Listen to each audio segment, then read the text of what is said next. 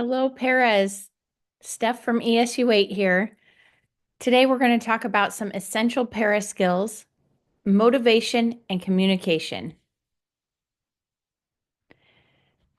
So, I am Steph Lundgren from ESU 8. I'm a PD coordinator, and my best days are spent with paras. So, this topic came right from you and your feedback from our summer trainings. You wanted to know a little bit more about how to motivate students and how to communicate with the teachers you work with. So that's exactly what we're going to learn today. Strategies for motivating those students and then strategies for communicating with other staff members. So, motivating students for success. This seems like $1 million question. How do we do this? Well, let's look a little bit about at what's happening in the brain and what might help you motivate students. Sometimes when we um, try everything in the book, I know I had a class that I thought I could never motivate, and I wish I had known some of these things about motivation at the time. So we have intrinsic and extrinsic motivation. Intrinsic is that internal drive, right? It's what we have within us that makes us motivated to do something. So some examples of intrinsic or internal motivation are learning more about something that you're interested in. That interest that you have in that topic is going to drive, um, your ambition to learn more, and maybe even playing sports because you're having fun, right? You're just doing it for the enjoyment of it. It really drives you to want to go to practice, to want to play the sports, to put in the effort.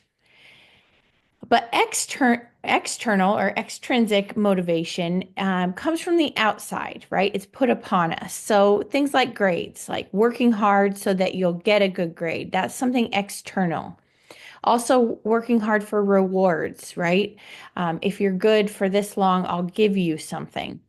That kind of thing is from the outside, not from within, not some internal process that's driving them. And then also doing something because you're told to do it, right? That's external. And we do a lot of that with kids, and it seems to be the more artificial type. They don't always want to work so hard, and that's because of this comment on the bottom. Activation of the motivation center of the brain enables optimal engagement of executive functions.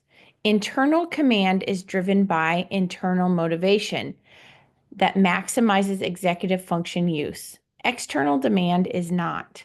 So, in other words, this internal demand activates this part of the brain, the front part of our brain, that is responsible for our executive functions or the brain's cueing system. It is responsible for things like problem solving and planning, organization, impulse control. So if we think about it, we want it to come from that area of the brain so that we have all those factors at play as we're trying to motivate our students, right? If it's internally driven, then we're going to have all these executive functions working. So we might be more organized. We might be more in tune with problem solving and planning, or controlling our emotions, controlling our impulses that we have. And so that's what we should strive for. Less of the external, more of the internal. So one thing at play here is Maslow's hierarchy of needs. So this is something that at Teachers College we definitely used. And what it's saying is that our base needs have to be met before we can get on to higher level needs. So the first are those basic needs like physiological needs. Do we have food, shelter, warmth, that kind of thing? If we do, then we can move on to things like security and health, feeling really safe at school. Then we can get on to things like connections and love, and then respect, right? And learning and understanding our true potential. So learning is pretty high up on Maslow's hierarchy. We know we have some students who don't come to school being well fed. Maybe home life is not very secure. And so, if those things aren't met, it's going to be hard to get to some of our other needs and our uh, their um, their drive might be more to have those base needs met, right? So when we can help them have those needs met, then they can rise to those other motivations that they might have, motivations to learn and things. So relationships, we talk about this all the time in para trainings and in all teacher trainings because really kids will work for the people that they know care about them. And so if we can drive those relationships, that might help our motivation as well, help students' motivation. So each student is going to be motivated differently. So we can work on things like positive reinforcement. So we want to tell them when we notice that they're doing great things, right? Um, some students will want that told to them in a quiet way. Others like everyone to know the good things that they're doing. But we can drive our relationships and figure out what motivates kids by having that positive reinforcement. Tell them the good things. And we want to have at least three positives for every one negative. And really, we can go a lot higher than that. It only loses its effect at 16 to 1, positive to negative. Then it gets gushy. We want to show the students empathy and understanding, right? We understand what they're coming from. So I realize that, that this is a really hard assignment to work on today, or I realize that you're tired because you had a ball game last night. I understand that. How can we make this manageable for you to get done today?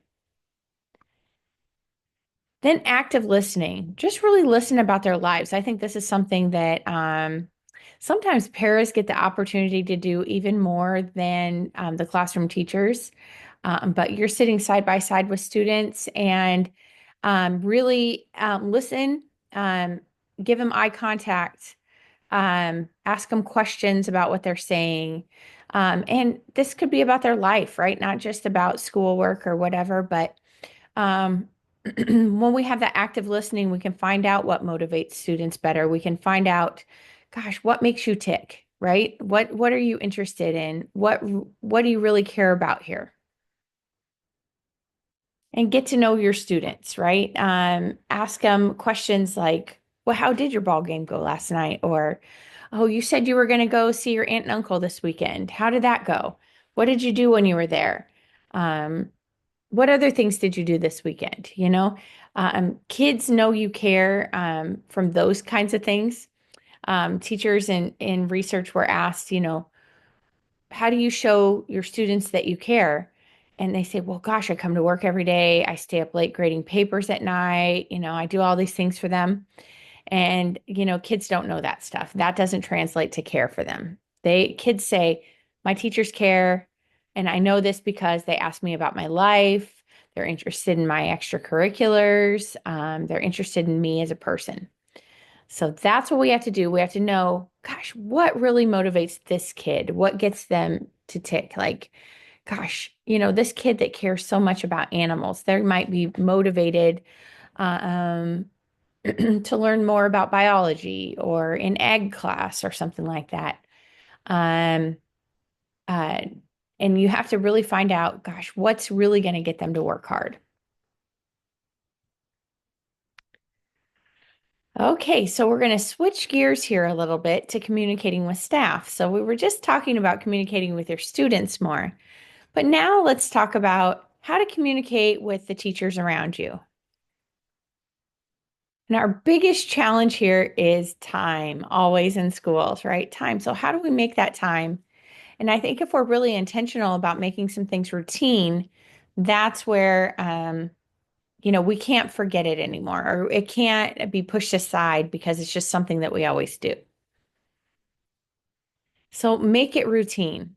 Maybe it's something that you're going to have a daily check-in with a teacher that you work with. Maybe you're a special education para, and at the end of the day, every day you check in with the teacher that you work with. Or maybe it's at the very beginning of the day, and there's that check in. Maybe it's just 5 minutes of time, but it's set as a check in time. Also, seek feedback. Ask them, how am I doing? What could we do better? How could we address the needs of the student in a different way? But seek that feedback. Sometimes teachers, just like paras, get so busy that they don't make time to tell you those observations. And if it gets too hard to talk in person, and you think, gosh, by the end of the day, I'm not going to remember all these things about all these students I'm working with, keep a log, right? Just keep a notebook by your side and jot down ideas that you want to talk about. And for some of your like intervention programs that you're using, um, a log is used to like track how many lessons you did in a day or what date you did different lessons. And there, if you can jot down a few notes about students or questions that you have, that's a great place. In that same way, if communicating in person gets hard, you might email, right? Email some important observations you're seeing about those students. Or maybe you're in the lunchroom with kids or on the playground, right? Maybe you want it to you've made an observation that this student is sitting all alone at the lunch table this week. You're a little bit worried about them and you'd like to talk to the teacher about it. Or you observe that maybe they aren't eating their lunch and you want to talk about that kind of thing. So whenever there's those important observations, you could just quick type an email, maybe even text if that's how you communicate best. But make it really routine, like every day at this time, I do this thing. And planning, right? How do we communicate about planning? I think that that's something that I hear from paras that is the hardest part because when do we find that time? But when planning a lesson, maybe you teach an intervention, or maybe you're helping with a math class. Reach out to ask for clarification or ideas with learning strategies, activities, or active engagement. So, like, why are we doing this? Or, gosh, my kids don't seem to be understanding this way to solve a math problem. What other strategies could I use? Are these activities okay to use with students when we're doing this math activity? But then that active engagement piece really helps with behavior as well. So how can I keep them really involved? How do I call on students? How do I make sure that everybody's working at the same time? Your teachers will be able to help you with some of those active engagement strategies. But they might not know that you need help with those if we don't ask. So, always that communication, that open communication about lessons and about how should I teach this is very important. So, you can ask questions like, how can I help us accomplish this task? What is my role in this activity? Like, how do you want me to help kids? Do you want me to rove around? Do you want me to sit by this one student? Do you want me to have one of the rotations? But what's my role in this? And, how can I help us accomplish the tasks in the classroom? You can also add things like, I think I might be able to help with this best. Or I noticed that something is happening during the lesson. Like that's where I really loved para eyes on student work because I was teaching the whole class and paras could go check each student. And I really noticed that this student isn't keeping up when the whole class reads. I noticed that, these things. So that kind of communication is so good. And I don't know, I always appreciated it so much from the paras in my classroom. And then you can think of communication as a self-care topic, right? So clear communication is an act of self-care, right? We're getting off our chest the things that we need to say. Maybe we're even setting boundaries for ourselves. Like you're asking me to do this thing and I would love to help, but I just don't have time. Or this teacher keeps me a little bit longer and I'm sorry I'm not here on time. I just can't get here in time. How can we work out my schedule? right? So you're taking that stress off by communicating, and hopefully everybody's responsive to that. Um, so when you communicate really clearly, miscommunications can be avoided, right? Oh gosh, I think that they were thinking this thing, but I was thinking this other. When you can voice that in a clear, concise way, that can help. And again, set those limits or share when you are or aren't comfortable with tasks. Maybe you're being asked to work with students on a certain task and you think, gosh, I don't really know how to do that. Like, can you please show me some strategies for that? Because I'm just not comfortable in doing that with students right now. Um, don't be self-conscious about that. That's okay. We all have learning to do. And it's just best to communicate when you don't feel comfortable so that the teacher knows, wow, this is something we could work on together. All right, Perez, that comes to our conclusion today. Um, we are on our in our Para Era tour here this year. Next month in April, JC is going to join us to talk about technology tips. That was something that you had asked for in August as well. Remember that all of our links to all of our trainings for the past, I think 7 or so years are here at this address, bit.ly/paras of ESU8. Again, just reach out and email anything you may need or call the office. I'm happy to help you anytime. Thanks so much.